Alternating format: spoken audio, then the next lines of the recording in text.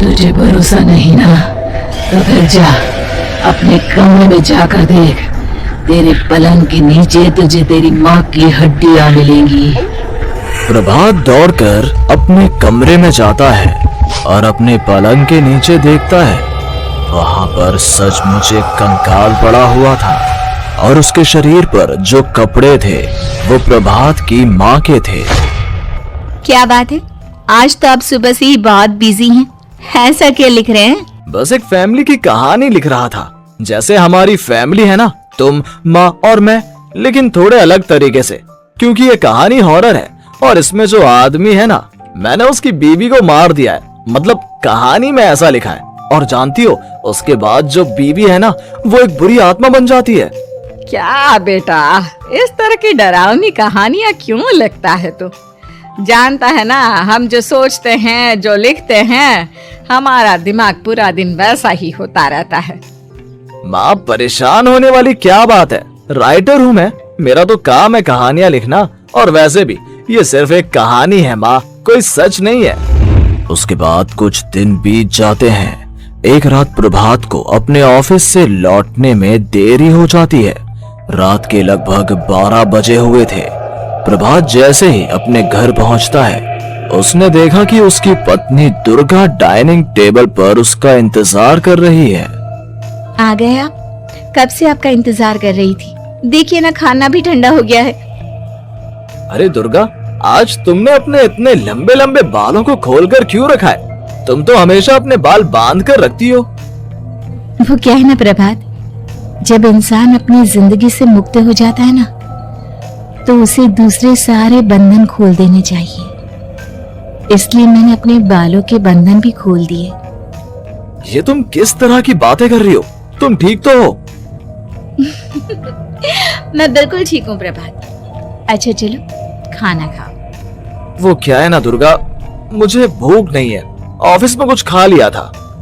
कोई बात नहीं, मैं तुम्हारे लिए एप्पल काट देती हूँ, एप्पल खा लो। नहीं दुर्गा, मुझे नहीं खाना है, मेरा मन नहीं है यार। तभी अचानक से दुर्गा अपने हाथ में एक बड़ा सा चाकू लेकर प्रभात पर हमला कर देती है। प्रभात अपने आप को बचाने की कोशिश करता है।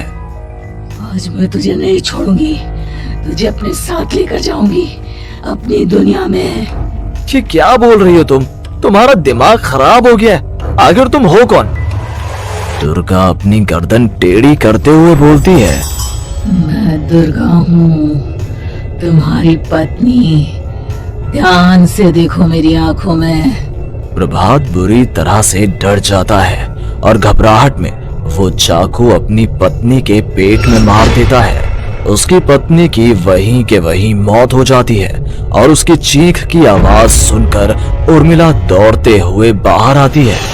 ये तूने क्या किया प्रभात? तुमने अपनी पत्नी का खून कर दिया, लेकिन तू तो उसे बहुत प्यार करता था बेटा। तूने बहू को क्यों मार डाला? माँ, ये आपकी बहू नहीं थी, इसके अंदर कोई बुरी आत्मा घुसाई थी। मैं नहीं जानता ये सब कैसे हो गया, लेकिन वो मुझ पर हमला कर रही थी, मुझे मारने की कोशिश कर रही थी। माँ, मैंने कुछ नहीं किया। ये तूने क्या कर दिया बेटा? दुर्गा ने मुझे कहा था कि वो तेरी कहानी को उस कैरेक्टर की तरह एक्टिंग करके तुझे डराने की कोशिश करेगी। अरे वो तो तेरे साथ मजाक कर रही थी। हे भगवान, ये क्या हो गया? इसका मतलब दुर्गा। लेकिन माँ, मैंने जो कहानी लिखी थी उसमें भी ऐसा ही हुआ था। उस औरत ने अपने पति के साथ मजाक किया और गलती से उसके पति ने उसके पेट में चाकू मार दिया। मेरी कहानी सच कैसे हो सकती है? माँ, मुझे बहुत डर लग रहा है। अब ये सोच, दुर्गा की लाश का क्या करें हम? अगर गलती से भी ये बात बाहर फैल गई ना, तो तुझे पूरी जिंदगी जेल की सलाखों के पीछे रहना पड़ेगा। एक काम करते हैं माँ, हम घर के पीछे वाले बगीचे में उसकी लाश को दबा देते हैं। अगर कोई पूछेगा तो कह देंगे कि उर्मिला अपने मायके गई और फिर एक दिन हम भी अचानक यहाँ से कहीं दूर चले जाएंगे। कोई नहीं आएगा हमें पूछने, कोई नहीं आएगा माँ, बाद में जो होगा हम देख लेंगे। प्रभात अपनी माँ उर्मिला की मदद से दुर्गा की लाश को अपने घर के बगीचे में गाड़ देता है। कुछ दिन तो ऐसे ही बीत जाते हैं, लेकिन एक दिन अचानक रसोई से आ रही कुछ आवाजें सुनकर प्रभात की नींद खुलती है। प्रभात ने देखा कि वहां पर एक लंबे बालों वाली औरत दूसरी तरफ चेहरा करके खड़ी हुई थी। कौन है? कौन है वहां पर? अरे कौन हो तुम? मैं दुर्गा हूँ प्रभात। क्या हुआ? मुझसे इस तरह के सवाल क्यों कर रहे हो तुम? तुम दुर्गा नहीं हो सकती। दुर्गा तो प्रभात, मैं तुम्हारी पत्नी हूँ। तुम मुझे कैसे भूल सकते हो? 4 दिन के लिए मायके क्या चली गई? तुम तो मुझे भूल ही गए। अब अगली बार ना मैं कहीं नहीं जाऊंगी। पता चला तुमने तो मुझे पहचानने से ही इनकार कर दिया। नहीं, तुम दुर्गा नहीं हो सकती। तुम दुर्गा हो ही नहीं सकती। मैं जानता हूँ ये सब क्या हो रहा है। मैंने अपनी कहानी में लिखा था कि उस आदमी की पत्नी की मौत के बाद एक बुरी आत्मा उसका रूप लेकर उसके घर में आ जाती है। तुम वही हो ना? और अचानक से खूबसूरत दुर्गा का चेहरा काला पड़ जाता है। उसकी आंखें लाल हो जाती हैं और पूरे शरीर पर बाल, लंबे नुकीले नाखून, उसके दोनों पैर उल्टे हो जाते हैं और बेहद डरावनी आवाज में वो चिल्लाकर कहती है, बुरी आत्मा, मेरा खून करके मुझे अपने ही घर में गाड़ कर तू मुझे बुरी आत्मा कह रहा है? मैं तुझे छोड़ूंगी नहीं। और अचानक से प्रभात के घर में बेहद डरावनी आवाजें गूंजने लगती हैं। घर में चारों तरफ बहुत सारी बुरी आत्माएं नजर आने लगती हैं। प्रभात घबरा कर अपनी माँ को आवाज देता है, माँ कहाँ है आप? जल्दी आइए माँ, देखिए ना ये सब क्या हो रहा है। प्रभात ने देखा कि अचानक से उसकी माँ कमरे से दौड़ कर आती है। क्या हुआ प्रभात? और ये लोग कौन है? इन सबकी गर्दन टेढ़ी क्यों है? इनके बाल खुले हुए। हाँ प्रभात, ये सब लोग तो मुझे मरे हुए नजर आ रहे हैं। हाँ माँ, ये सब लोग मरे हुए ही हैं और ये ठीक वैसा ही हो रहा है जैसा मेरी कहानी में हुआ था। लेकिन मेरी कहानी के हिसाब से तो आप भी। अचानक से उर्मिला का रूप बदल जाता है। वो भी एक डरावने साए की तरह बन जाती है और बेहद डरावनी आवाज में चिल्ला चिल्ला कर कहती है, मर गई तेरी माँ। जानता है, कल रात जब तू सो रहा था ना, तो मैंने उसके शरीर का सारा खून पी लिया। अब बस हड्डियां बची है उसके शरीर में। नहीं, ऐसा नहीं हो सकता। ऐसा बिल्कुल नहीं हो सकता। मेरी माँ नहीं मर सकती। तुझे भरोसा नहीं ना? तो फिर जा, अपने कमरे में जाकर देख। तेरे पलंग के नीचे तुझे तेरी माँ की हड्डियां मिलेंगी। प्रभात दौड़कर अपने कमरे में जाता है और अपने पलंग के नीचे देखता है। वहां पर सचमुच एक कंकाल पड़ा हुआ था और उसके शरीर पर जो कपड़े थे वो प्रभात की माँ के थे।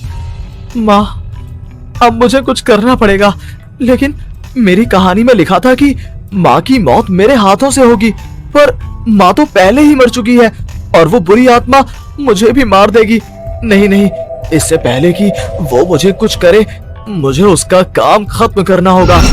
प्रभात अपने हाथ में बड़ा सा चाकू लेकर उस बुरी आत्मा पर हमला कर देता है जिसने प्रभात की माँ का रूप लिया हुआ था, और अगले ही पल वो नीचे गिर जाती है और उसके शरीर से खून बहने लगता है। ऐसा नहीं हो सकता, एक बुरी आत्मा के शरीर में तो खून होता ही नहीं है। तो क्या सच में मैंने अपनी माँ को मार दिया?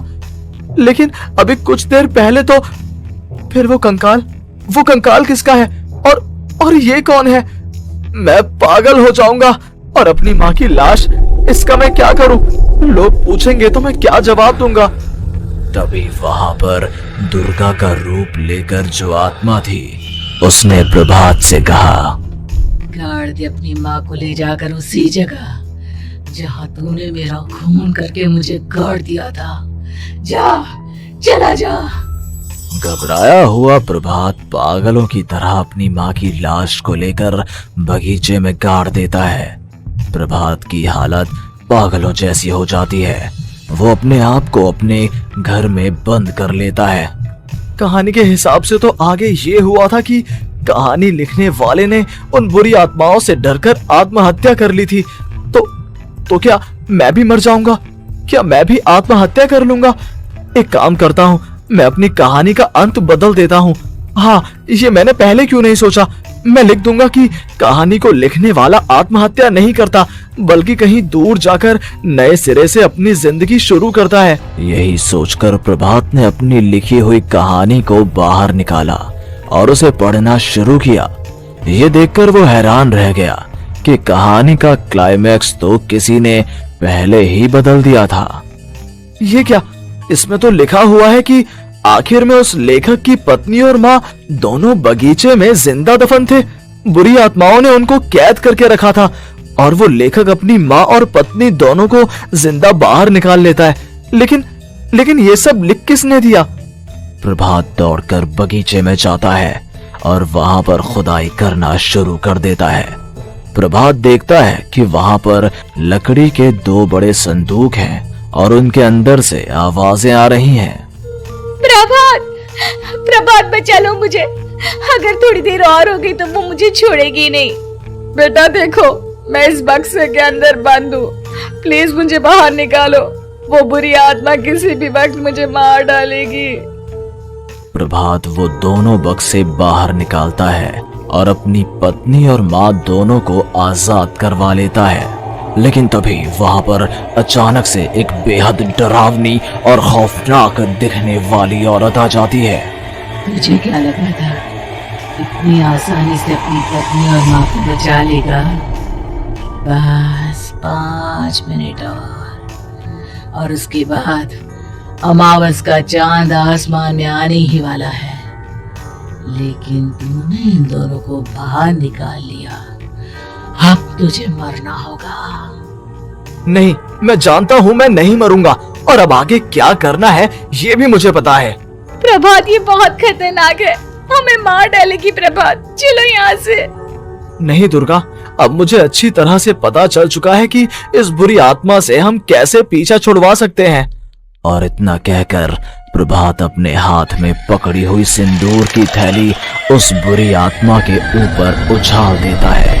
कुछ ही देर में वो जमीन पर गिरकर राख में बदल जाती है। ये सब क्या हो रहा था बेटा? ये सब तुम्हारी लिखी हुई इस कहानी की वजह से हुआ है ना? नहीं माँ, पहले मुझे भी ऐसा ही लगा, लेकिन बाद में पता चला कि बरसों पहले हमारे इस बगीचे की जमीन के अंदर किसी को जिंदा गाड़ दिया गया था और बस उसी औरत की आत्मा हमें परेशान कर रही थी। उसी ने मेरे शब्दों में जान डालकर उस कहानी को जिंदा कर दिया था। मुझे माफ कर दो प्रभात, मैंने आपकी कहानी के साथ छेड़छाड़ की थी और उसे बदल दिया था। माफी मांगने की जरूरत नहीं है दुर्गा, तुम्हारे उस बदलाव की वजह से ही आज हम सब जिंदा हैं, क्योंकि आखिर में कहानी में वो हुआ जो तुमने लिखा था। तो मेरे प्यारे दोस्तों, कैसी लगी आपको हमारी कहानी? कमेंट करके जरूर बताएं और इसे अपने दोस्तों के साथ शेयर करें। और हाँ, अगर आपने अभी तक हमारे चैनल को सब्सक्राइब नहीं किया तो जल्दी से नीचे लाल कलर का बटन दबाकर सब्सक्राइब करें और बेल आइकन दबाना ना भूलें, ताकि आप ऐसे ही नई मजेदार कहानियाँ देख सकें। तो दोस्तों, तब तक के लिए अपना ध्यान रखिए। धन्यवाद।